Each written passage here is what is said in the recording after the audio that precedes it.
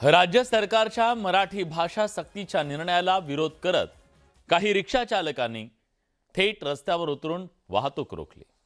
एवढंच नाही, मराठी बोलणार नाही अशी मुजोरीची भाषा करत मराठी रिक्षा मारहाण केल्याचा आरोप सुद्धा झाला। कांदिवलीपासून मीरा रोड पर्यंत रिक्षा चालकांचा हा उद्दामपणा समोर आला। आता प्रशासन सुद्धा ॲक्शन मोडवर आले।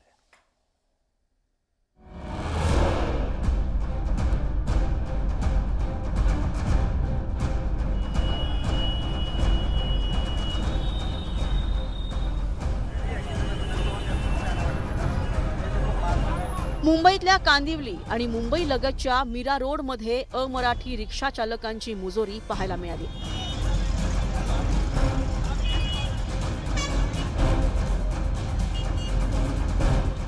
कांदिवलीच्या लिंक रोड परिसरात काही अमराठी रिक्षा चालकांनी इथे सुरू असलेली रिक्षाची वाहतूक थांबवत रास्ता रोको आंदोलन केलं।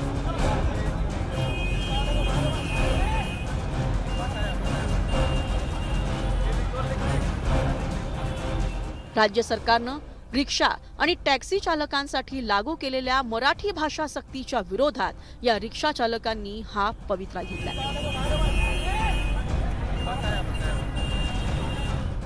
मराठी बोलणार नाही अशी मुजोरीची भाषा यावेळी काही रिक्षा चालकांनी केली। त्याचसोबत एका मराठी रिक्षा चालकाला अमराठी रिक्षा चालकांनी मारहाण केली।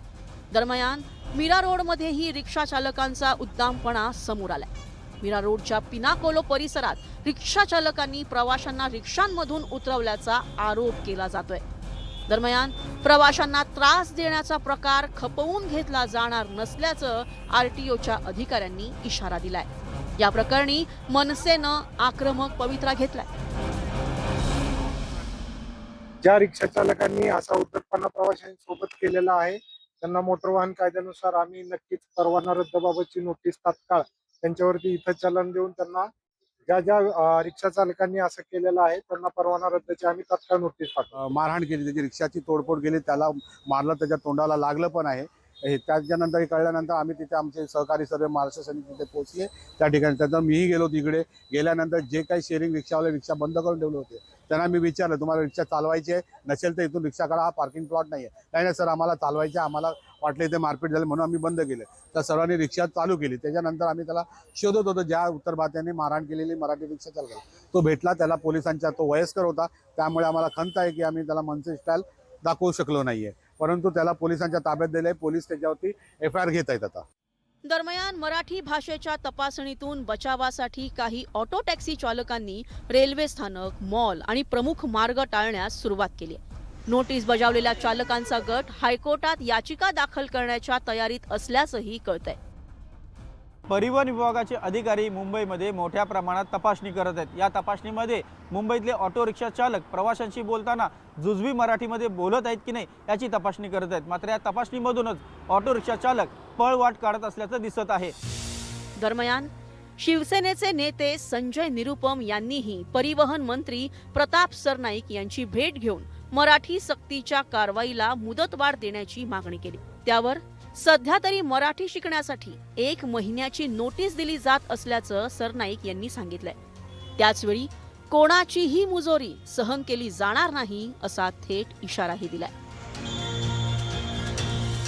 अगर वो नहीं सीख पाता है तो उससे कोई वैलिड रीजन है क्या, ये समझने की कोशिश करनी चाहिए। और लगे कि नहीं वो जानबूझ के नहीं जिद कर नहीं सीखना चाह रहा है तो बिल्कुल सरकार स्वतंत्र है इस प्रकार से निर्णय लेने के लिए और अपने कानून को लागू करने के लिए सरकार को सख्ती से पेश आना चाहिए। लेकिन जिन लोगों ने अभी नहीं सीखा है उनको थोड़ी सी मोहलत मिलनी चाहिए, ऐसा मैं माननीय मंत्री महोदय से आज निवेदन करने आया। कुठल्याही प्रकारे कुणाचाही रोजगार हिरावून आम्ही घेणार नाही। प्रत्येकाला संधी देऊ, नैसर्गिक न्यायाप्रमाणे संधी देऊनच आम्ही कारवाई करू। परंतु कोणी जर बेकायदेशीररित्या मुजोरी करत असेल, मगरुरी करत असेल, आम्ही महाराष्ट्रात राहू, कामधंदा करू, पैसे कमवू आणि मराठीची अस्मिता आम्ही टिकवणार नाही, मराठी भाषेवर आम्ही प्रेम करणार नाही, तुमको जो करणे का करो, ही जर कोणाची मुजोरी असेल तर ती मुजोरी मोडून काढण्याचं काम परिवहन मंत्री म्हणून प्रताप सरनाईकला करावं लागेल। आताही कोणाचाही लायसन्स रद्द केलेला नाही, संधीच दिलेली आहे।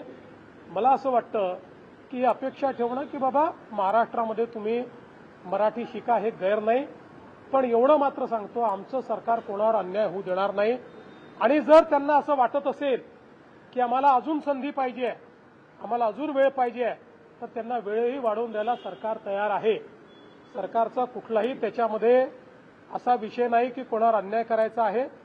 जुजबी बोलता आलं पाहिजे एवढाच आग्रह या ठिकाणी केला. गेल्या काही महिन्यांपासून चर्चेत असलेली रिक्षा आणि टॅक्सी चालकांना मराठीच्या अंमलबजावणीला सुरुवात झाली आहे. राज्यभरात गेल्या 4 दिवसात 2,500हून अधिक चालकांना नोटीस बजावल्याची माहिती मिळते. अमराठी रिक्षा चालकांना मराठी शिकवण्यासाठी राज्य सरकारनं मराठी भाषेचा वर्गही सुरू केलाय. असं असतानाही मराठी बोलणारच नाही त्यासाठी रास्ता रोको करणार अशा प्रकारची मुजोरी करणाऱ्यांवर कठोर कारवाई करत धडा शिकवण्याची गरज आहे. Bureau report, news 18 Marathi.